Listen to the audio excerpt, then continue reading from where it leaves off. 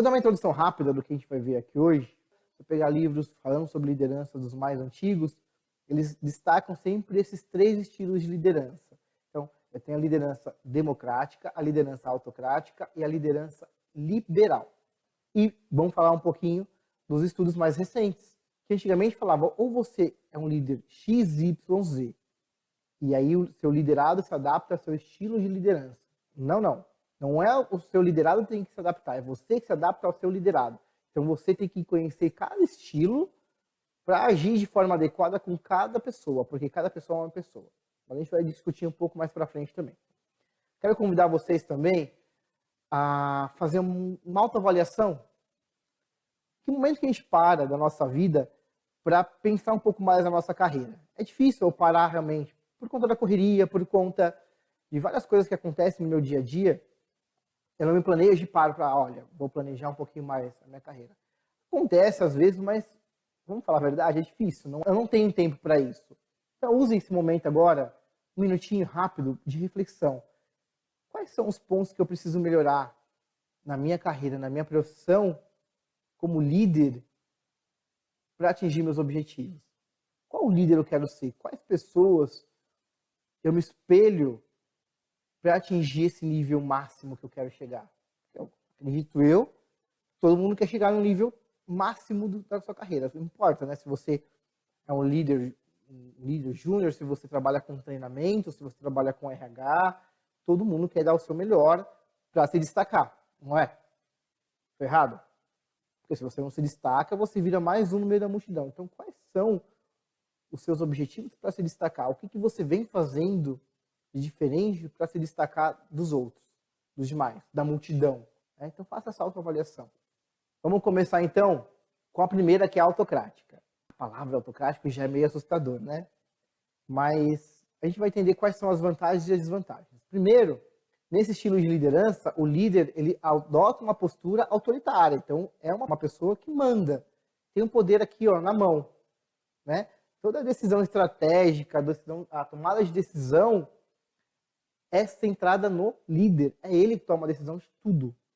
Tá? Porque ele é um líder centralizador e todo colaborador tem regras muito bem definidas. Olha, fulano, você tem esse papel na equipe, faz isso e aquilo. Ele é muito detalhista nesse caso. Então, ele controla cada um, o que cada um faz, e toda decisão passa por ele. Então, esse é o estilo autocrático de ser. Quais são as vantagens? Você pode pensar que não, mas tem vantagens. Agilidade nos processos decisórios, por quê? Porque tudo depende do líder. Né? Então, é rápido, é uma pessoa só. Então, toda a tomada de decisão da equipe vai passar por ele e ele que decide. Né? Os liderados tendem a ser mais produtivos desde que estejam sob a presença e a pressão do líder. Né? Então, não sei se é tanta vantagem aí, mas se o líder estiver ali acompanhando, pressionando, as coisas saem. E maior controle nos processos. Um líder autocrático, ele tem todo o processo controlado na mão dele, lembra? Tudo passa por ele, tudo passa em torno dele, então é mais fácil de controlar.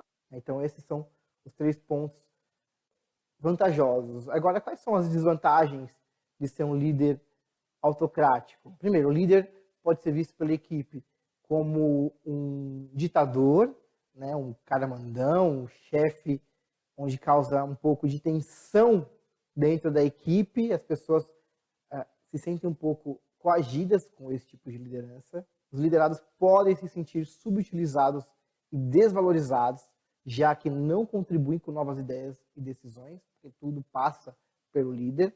E em função da centralização, o líder pode ficar sobrecarregado. Pode não, ele fica, porque tudo depende dele. Nada anda sem o consentimento e o controle do líder. Né? E isso, consequentemente, vai acarretar uma sobrecarga de trabalho. Não existe certo e errado, tá? A gente está aqui para debater e entender melhor sobre os estilos. Para ter uma liderança autocrática, tem que ter um alto nível de controle de processos. Então tem que ser um cara muito bem organizado para controlar tudo. Se você não é um cara muito organizado, se você não controlar processos, dificilmente você vai conseguir ter uma liderança autocrática, porque o autocrático ele é controlador, ele tem tudo na mão, ele sabe tudo o que acontece com a equipe dele. Um exemplo para utilizar um estilo autocrático é muitas vezes quando uma pessoa é nova, e aí eu acabo utilizando para ter um controle maior de tudo isso. A gente vai debater mais sobre isso lá para frente. É importante a gente entender cada um, para a gente entender o que vem pela frente. O próximo é a liderança democrática, né? Então, o grande diferencial em relação à autocrática é que o líder ele já é mais aberto à participação e à contribuição da equipe. Ele é um pouco mais democrático em relação a tudo isso. Ao contrário do autocrático, ele está sempre preocupado com a satisfação e o bem-estar da equipe. Não só isso, a motivação. Ele se preocupa se a equipe vem sendo motivada ou não. Sempre estimular o bom relacionamento, a conversação, a comunicação aberta com a equipe, o que é muito positivo. Tá? Quais são as vantagens? São que tem uma maior interação da equipe entre líder e liderado. A equipe ela é mais motivada por conta dessa participação e de jogo aberto que tem de líder com o seu liderado. Eles também são mais produtivos. E quais são as desvantagens da liderança democrática? Primeiro, os processos decisórios e de mudanças podem ser mais lentos. O oposto do autocrático, o líder ele toma uma decisão baseada na equipe. Ele pergunta o que é melhor, o que eles acham, ele quer entender como cada um se sente. Então, isso, consequentemente, torna o processo mais lento. O autocrático é mais rápido porque é só o líder que toma a decisão e acabou. Então, o líder democrático ele pode tomar decisões mais assertivas por conta de dar as pessoas darem opinião e ele entender um pouco de cada um. Exige também, tem que exigir um nível de maturidade muito alto da equipe. Não adianta eu ter pessoas que não têm esse nível de maturidade porque elas não vão somar e elas não vão andar sozinhas. Então, é uma desvantagem. Eu tenho que ter uma equipe mais madura para entender todo esse processo. E o risco de perda de controle, né? Porque o controle não é centralizado no líder. Então, ele precisa saber controlar muito bem, porque senão ele vai perder ali o controle do processo, das tarefas. Ele acaba tendo porque ele acaba delegando um pouco mais para a equipe. Então, o estilo de liderança democrático, ele funciona muito bem com equipes de maturidade elevada. A gente vai falar também um pouco mais sobre nível de maturidade, ali para frente, na liderança situacional. Mas tem que ter uma equipe mais madura para isso. Funciona muito bem em situações em que o líder não se sente muito seguro para tomar uma decisão, e ele acaba usando a equipe para ajudar ele nessa tomada de decisão, e aí ajuda muito a ter novas ideias e inovações por conta das opiniões das outras pessoas. Indo agora para o último, que é o liberal, ele já fala, o líder liberal ele é muito parecido com o democrático, porque ele acaba sendo mais democrático do que o democrático. O líder liberal parte do pressuposto de que as pessoas, todas elas, possuem um nível de maturidade elevado, a ponto de não precisarem dele. O que funciona muito bem se tem uma equipe realmente madura o suficiente para isso. Se não tiver, não vai adiantar ter o cara legal, o cara que deixa todo mundo fazer tudo. Não é assim que funciona. Senão vira bagunça. Quais são as vantagens e desvantagens do liberal? Liberdade na tomada de decisões, muito parecido com o democrático. Confiança no trabalho liderado. Eu confio realmente no trabalho dessa pessoa e eu não sou centralizador. Tem uma equipe que faz tudo isso. Consequentemente, traz um bom resultado dependendo da equipe. Ou não, se eu quiser ser um líder liberal sem ter essa equipe madura, posso estar entrando num buraco sem fundo. Quais são as desvantagens? Baixa produtividade devido à falta de orientação e controle. Então, eu não dou feedback, eu não tenho controle de qualidade do trabalho, e aí isso acaba tendo uma produtividade baixa, porque até mesmo os profissionais que têm uma maturidade alta precisam de feedback e acompanhamento, não com a mesma constância de quem tem uma maturidade baixa, mas eles precisam ter esse direcionamento, porque eles sentem que não tem direcionamento, né, acabam sendo largados, e individualismo e pouco respeito à figura do líder. E isso acontece muito no líder liberal, porque ele não tem uma postura autoritária, ele tem uma postura muito de eu sou amigo da galera, eu sou amigo de vocês, e as pessoas acabam confundindo isso e não respeitam ele como líder. Isso vem agravando muito tarefas onde a equipe tem que entregar. Quando ele precisa cobrar um pouco mais, a equipe não tem respeito por ele. Então tomem cuidado, a gente vai falar mais pra frente também, mas cuidado. Quando utilizar realmente essa liderança liberal? De novo, quando eu tenho uma equipe muito madura, e aí eu consigo utilizar tudo isso.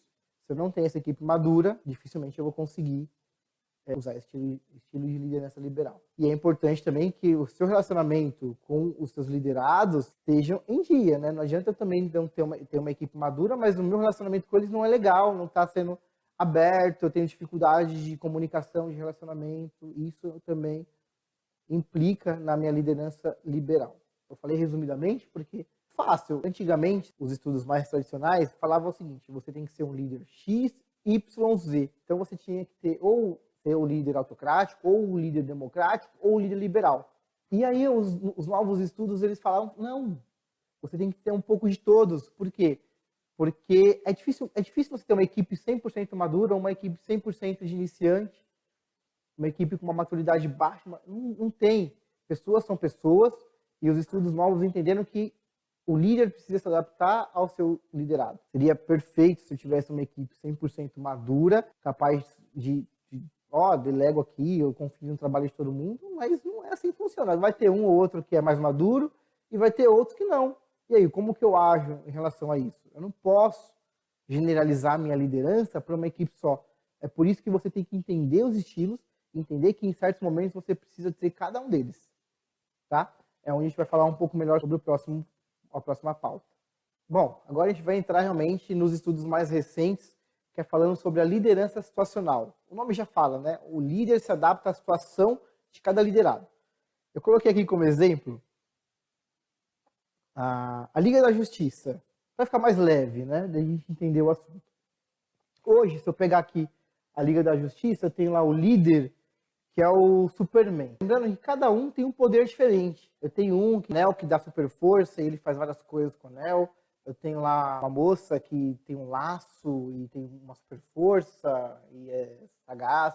Eu tenho um que é meio dark, que também tem muito dinheiro.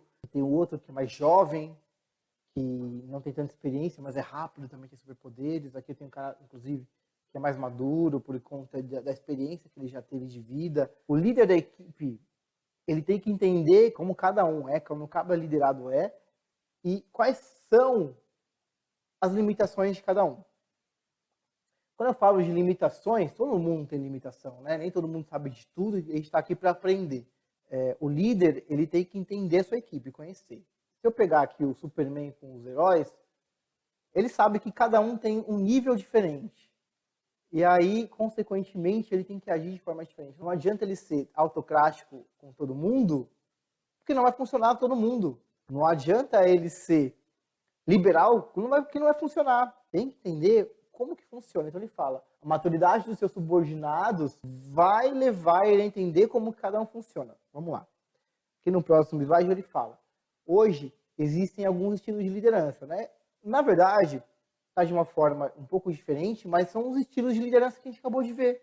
São os 3 principais ali que dão andamento a todos os estilos. Então tem o estilo de comando que a gente fala na liderança situacional. Se eu pegar o pé da letra, o autocrático ali, que são os líderes, dizem às pessoas o que elas têm de fazer exatamente e como devem fazer. Tem aqui o estilo de venda, onde os líderes ainda fornecem informações. Estes vendem a sua mensagem para que a equipe entre a bordo, para que a equipe realmente entenda o que deve ser feito. Então ele tem um pouco de comando ali, mas ele começa já a delegar um pouquinho mais devagar. Participação, onde os líderes focam mais no relacionamento e menos na direção. Eu entendo que esse nível a pessoa já está um pouco mais madura e eu vou relacionar-me mais com ela e delegar um pouco porque ela já sabe o que ela tem que fazer. E o último é realmente a delegação. Um nível onde a pessoa está um nível de maturidade alto e eu não preciso mais focar, pegar na mão dela e mostrar como tem que ser feito. Ela já sabe o papel dela, ela já sabe como tem que fazer. Resumindo aquilo que a gente já viu ali nos estilos de liderança. Então, eu tenho que entender o nível de maturidade de cada um. E parece uma coisa fácil, mas não é tão fácil, né? Eu tenho que me basear em algumas informações para definir o nível de maturidade, definir quem é menos maduro e quem é mais maduro. Se você parar para pensar, hoje, você já sabe quem são as pessoas mais maduras, quem são as menos maduras, quem são as que estão ali intermediárias ainda, que não são tão maduras, mas que também não necessitam tanto de acompanhamento. E aí, isso me ajuda a entender onde está cada um dentro da minha equipe, onde se encaixa cada um. Só para a gente entender, a gente vai colocar 4 níveis de maturidade, tá? Vou chamar o M1 de pessoa menos madura e o M4 de pessoa mais madura. Então, M1, M2, M3 e M4. As pessoas que estão dentro do M1 são as pessoas com nível de maturidade baixo na escala. Ou seja, falta conhecimento, falta competência e confiança para trabalharem sozinhas. e precisam frequentemente de ser ajudadas. Geralmente, pessoas que acabaram de entrar na equipe, pessoas que ainda não conhecem o processo, o procedimento, o produto, né? E eu preciso de mais acompanhamento, eu preciso dar mais acompanhamento para elas. O M2, eles são as pessoas que trabalham já querem, já entraram, mas que ainda não têm as competências para fazerem tudo sozinhas. Mas já podem ser questionadas um pouco mais, já estão há algum tempo na equipe. Quando eu falo de M3, aqui são as pessoas que já têm um certo nível de maturidade, já estão um tempo na equipe, já conhecem o processo, já conhecem ali como que funcionam, só que ainda assim tem dificuldade de confiar no trabalho delas, não sabem realmente se funciona, se não funciona, se você gosta, se você não gosta. Então elas não são ainda maduras o suficiente. E aí tem o M4, aquele que entrega tudo com qualidade, com perfeição, que não pede a sua ajuda para quase nada e andam sozinha. É o filho criado, né? É o filho que já está lá para o mundo, é o filho que você sabe que se você delegar alguma coisa para ele, ele vai, faz e faz bem feito. O ideal seria que todo mundo estivesse aqui no M4, mas a gente sabe que não é bem assim que funciona. Assim, como cada um desses modelos de maturidade, existe um nível de liderança. Então, quando eu tiver um liderado com nível M1, ou seja, baixa maturidade, eu vou usar o estilo de comando, que é o autocrático. Então, a pessoa precisa desse estilo autocrático para entregar, porque senão ela não vai entregar, ela não vai aprender. M2, maturidade média, porque tem competências limitadas, vou usar o estilo de liderança de venda. M3, que é maturidade média, já tem mais competência, participação. E o M4, que é maturidade elevada, eu vou delegar para ele. Só ressaltando uma coisa. Não é porque eu tenho aqui uma pessoa de nível 4 de maturidade, M4, que eu não vou dar feedback, que eu não vou acompanhar, que eu vou esquecer dela. Não. Significa que uma pessoa que está aqui no M4, eu vou ter menos trabalho com ela, menos preocupação, mas ainda assim eu preciso dar feedback, eu preciso acompanhar, eu preciso ver como está o trabalho dela. Menos do que o M1, do que o M2, do que o M3. Mas ainda assim, às vezes os líderes acabam focando mais no filho que tem mais dificuldade, esquecem dos filhos que já estão ali no nível de maturidade excelente. Bom, então o legal da liderança situacional é que eu entendo o nível de maturidade de cada um da minha equipe, sei que minha equipe não é 100% madura, mas também não é 100% uma maturidade baixa, e aí eu uso cada estilo de liderança para cada liderado. E é importante também saber que quando uma pessoa ela é M1, eu tenho que buscar a evolução dela, eu, líder, tenho que buscar a evolução dela para virar M2, depois M3 e chegar no M4. E se eu sou um bom líder e eu sei desenvolver e trabalhar a minha equipe, aos poucos eu vou transformando toda a minha equipe em M4. É difícil? É impossível? Não. Por que é difícil? Porque tem troca, pessoas M4, às vezes não tem oportunidade dentro da empresa, ela acaba se destacando no mercado e ela vai para uma outra vaga, enfim, ou ela vira um supervisor, ela acaba sendo promovida, e aí, consequentemente, tem que contratar alguém, e geralmente essa pessoa entra como M1, então é um ciclo, mas eu vou tendo sempre o máximo de pessoas dentro do quadrante M4 de maturidade.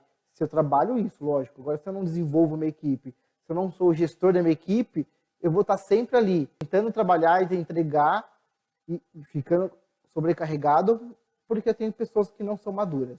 Então, eu espero que eu tenha ajudado um pouquinho, sai refletir sobre o nosso estilo de liderança, quais são os estilos que a gente vem utilizando hoje, e vocês acabem utilizando mais a liderança situacional. Galera, muito obrigado pela atenção, espero ter ajudado. E aí, fiquem de olho que a gente vai colocar mais vídeos aqui. Obrigado e até a próxima, pessoal.